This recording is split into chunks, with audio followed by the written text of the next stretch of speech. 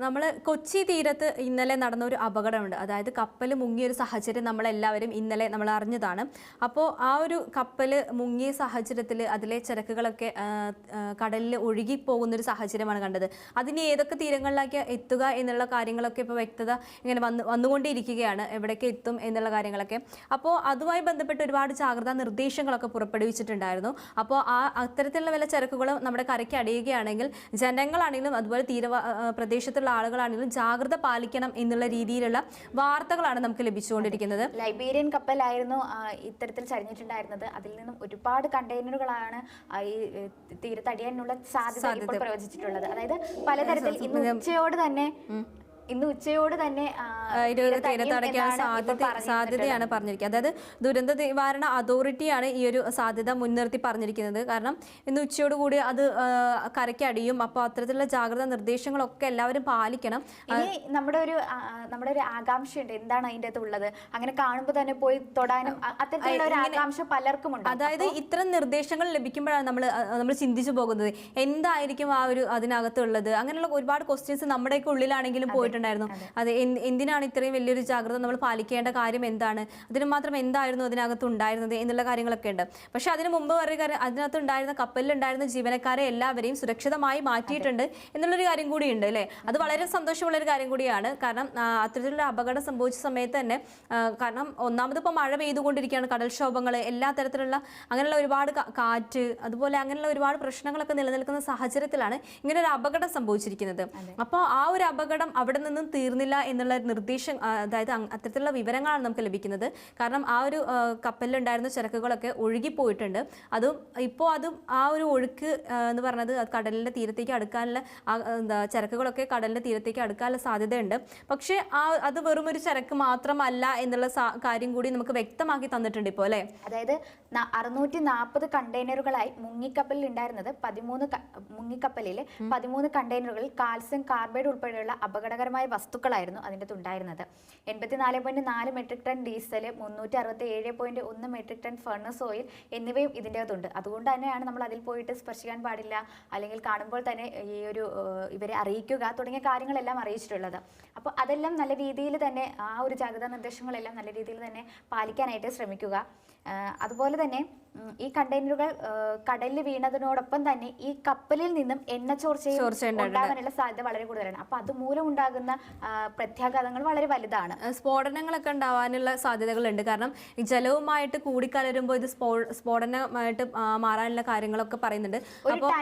എന്നാണ് ഇതിനെ വിശേഷിച്ചത്. അതായത് ചലിക്കുന്ന ടൈം ബോംബ്, വെള്ളത്തിലൂടെ ചലിക്കുന്ന ടൈം ബോംബ്, അത് എപ്പോൾ വേണമെങ്കിലും പൊട്ടാനുള്ള ചാൻസ് ഉണ്ട്. അതിന് പൊട്ടിക്കഴിഞ്ഞാൽ ചിലപ്പോൾ സമുദ്രത്തിന്റെ അടിയിൽ തന്നെ ഒരു നമുക്ക് ശരിക്കും പറഞ്ഞാൽ ഒരു സുനാമിയോട്ട് ഉള്ളൊരു ഇത് പോകുമോ, അങ്ങനെയുള്ള പല ചിന്തകളും നമുക്ക് വരുന്നുണ്ട്. അപ്പോൾ അതുകൊണ്ടൊക്കെ തന്നെയാണ് ജാഗ്രതാ നിർദ്ദേശങ്ങൾ ഇത്ര കർശനമായി നമുക്ക് ലഭിച്ചിരിക്കുന്നത്. ഈ കപ്പലിൽ നിന്ന് വീണ കണ്ടെയ്നറുകൾ എറണാകുളം, ആലപ്പുഴ തുടങ്ങിയ തീരങ്ങളിലാണ് എത്തിയേക്കാനുള്ള ചാൻസ് കൂടുതലുള്ളത് അവിടെയാണ്. ഇപ്പൊ ഈ എണ്ണ ഇങ്ങനെ പരന്നു കിടക്കുന്ന ഒരു സാഹചര്യമാണ്. അപ്പോൾ അത് വളരെ വലിയൊരു അപകടമാണ് സൃഷ്ടിക്കുന്നത്.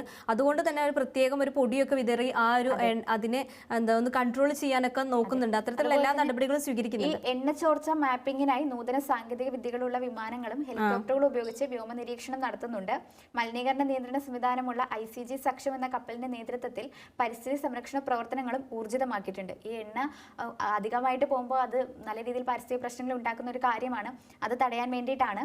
പിന്നെ അതുപോലെ തന്നെയാണ് ഇപ്പോൾ ഇത് അടിഞ്ഞു കഴിഞ്ഞാൽ, അതായത് തീരത്തേക്ക് അടിഞ്ഞു കഴിഞ്ഞാൽ 112 എന്നൊരു നമ്പറിലേക്ക് വിളിച്ച് നിർദ്ദേശങ്ങൾ അറിയിക്കണം എന്നുള്ള കാര്യം പറഞ്ഞിട്ടുണ്ട്.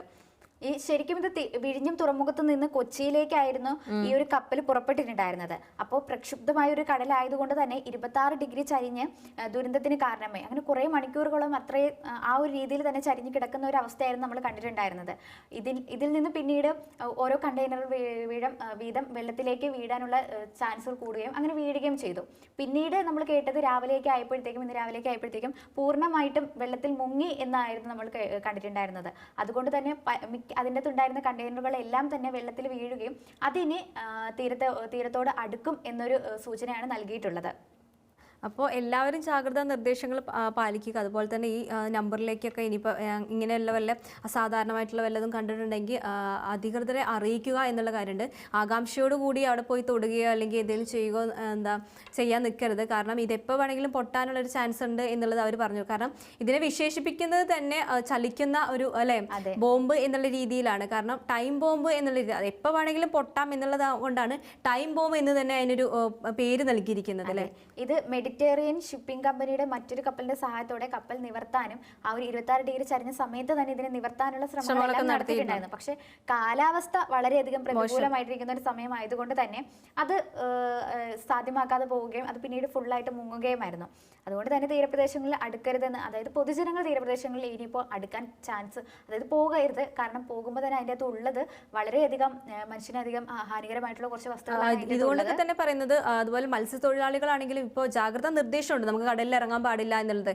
അപ്പോൾ അതൊക്കെ നിർദ്ദേശങ്ങളൊക്കെ പാലിക്കുക. അതുപോലെ തന്നെ കടലിൽ കുളിക്കുക, അങ്ങനെയുള്ള കാര്യങ്ങളിലേക്കൊന്നും മുതിരാതിരിക്കുക. അപ്പോൾ എല്ലാവരും ഈ ഒരു മഴക്കാലത്ത് നമുക്ക് ഇപ്പോൾ വേറൊരു ദുരന്തം എന്നുള്ള രീതിയിൽ ഇതിപ്പോൾ ഇനി എന്താണ് സംഭവിക്കുക എന്നുള്ളതൊക്കെ നമുക്ക് ഇനി വരും മണിക്കൂറുകളിൽ മാത്രമേ മനസ്സിലാക്കാൻ പറ്റുകയുള്ളൂ. നമ്മൾ നേരത്തെ പറഞ്ഞ കണക്ക് ടൈം ബോംബ് എന്ന് പറയുമ്പോൾ ഇതിൻ്റെ അകത്തുള്ള എണ്ണപ്പാട മൂലവുമൊക്കെ ഈ ആ ഒരു ജലത്തിനടിയിൽ തന്നെ ഒരു ഭൂകമ്പം ഉണ്ടാവാനോ അല്ലെങ്കിൽ അത്തരത്തിലുള്ള സംഭവങ്ങളൊക്കെ ഉണ്ടാവാൻ വളരെ ചാൻസ് കൂടിയ കാര്യങ്ങളാണ്. അതായത് ഈ ശരിക്കും സുനാമി ഉണ്ടാവുന്നത് അതിൻ്റെ അകത്ത് ഭൂകമ്പവും അല്ലെങ്കിൽ അങ്ങനെ കുറച്ച് കാര്യങ്ങൾ ഉണ്ടാകുമ്പോഴാണ് സുനാമി ഉണ്ടാവുന്നത്. അപ്പോൾ അതുകൊണ്ട് തന്നെ വളരെയധികം ജാഗ്രതയോടെ ഇരിക്കേണ്ട കുറച്ച് സമയങ്ങളാണ്. അതെല്ലാം തന്നെ അത്തരത്തിലുള്ള സംഭവങ്ങൾ ഉണ്ടാവാതിരിക്കാൻ വേണ്ടിയിട്ട് കോസ്റ്റ് ഗാർഡ് ആയാലും മറ്റ് സേനകളായാലും ശ്രമിക്കുന്നുണ്ട്. അത് നല്ല രീതിയിൽ നമ്മളും അതിനകത്ത് നല്ല രീതിയിൽ നിൽക്കേണ്ടത് അത്യാവശ്യമായിട്ടുള്ളൊരു കാര്യമാണ്. പൊതുജനങ്ങൾ കൃത്യമായിട്ടുള്ള ജാഗ്രതാ നിർദ്ദേശങ്ങൾ പാലിക്കുക. അതുപോലെ തന്നെയാണ് അതിലുണ്ടായിരുന്ന ആളുകളൊക്കെ സുരക്ഷിതമായി എത്തി എന്നുള്ള, കരയിലേക്ക് എത്തി എന്നുള്ളൊരു സന്തോഷ വാർത്ത കൂടി ഉണ്ടല്ലേ. അതിൽ 21 ക്രൂ മെമ്പേഴ്സ് ആയിരുന്നു അതിൻ്റെ ഉണ്ടായിരുന്നത്. അതിൽ റഷ്യക്കാരനായിട്ടുള്ള ആളുണ്ടായിരുന്നു, മറ്റു പല രാജ്യത്തിലുള്ള ആൾക്കാരാണ്. കൊച്ചി തീരത്ത് ഇറക്കിയിട്ടുണ്ട്. അപ്പോൾ അതെ, അവരെല്ലാം സേഫ് തന്നെയാണ് എന്നതാണ് നമുക്ക് മറ്റൊരു സന്തോഷ വാർത്ത എന്ന് പറയുന്നത്. ഓക്കെ.